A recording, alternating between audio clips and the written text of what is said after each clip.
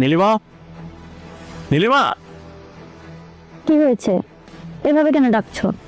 তুমি দেখি এখনো শুয়ে আছো। আমি অফিসে যাবো, নাস্তা রেডি করো। আমি পারবো না, তোমারটা তুমি বানিয়ে খাও। এইভাবে কেন কথা বলছো? কি হয়েছে তোমার? কি হয়েছে তুমি বুঝতে পারছো না? কতদিন যাবত বলেছি আমার একটা ফোন লাগবে, আমি কারোর সাথে যোগাযোগ করতে পারতেছি না। ফোন? তোমাকে যখন বিয়ে করে এই বাড়িতে এনেছি তখনই তো তোমাকে আমি বলেছি যে আমাদের বাড়িতে কোনো বৌজিরা কোনো ফোন চালাইতে পারবে না। তুমি শুনো না এই কথাগুলো? আমি আব্বা আম্মার সাথে কথা বলতে পারছি না, আর কথা বলার জন্য তো একটা ফোন প্রয়োজন।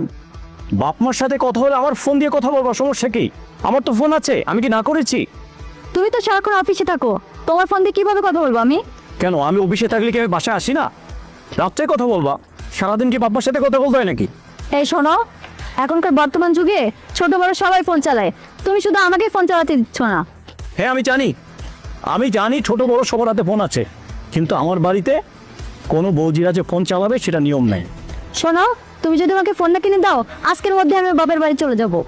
সমস্যা নেই তো, গেট খোলা আছে, চলে যাও। শোনো, একটা কথা মনে রাখবা, ভালো সব সময় ভালোই হয়, আর আমি যেটা করছি তোমার ভালোর জন্য করছি, বাকিটা তুমি বুঝে নাও। তোমার চলে থাকবে, ইচ্ছে না হলে চলে যাবে, সমস্যা নেই আমার। হ্যাঁ আপু, আমি ভালো আছি, আর আমি বেড়াতে আসছি, দুদিন থাকবো, দুদিন পরে আবার চলে যাব। আচ্ছা আপু চল, এখানে বসে থাকলে তোর মন খারাপ করবে, চল নিচে চল।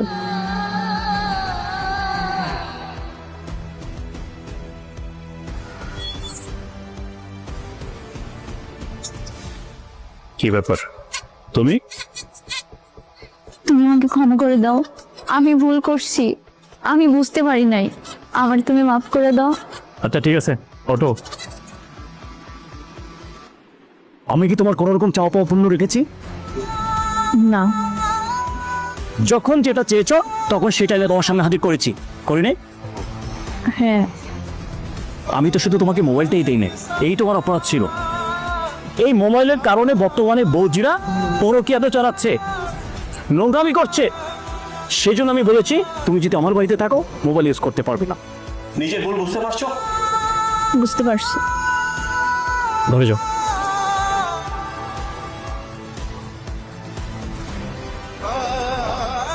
আর শোনো, আমি লাঞ্চে বাসায় আসবো, রান্না করে রেখো। ঠিক আছে। ঠিক আছে, মন খারাপ করো না। যাও, দরজা বন্ধ করো।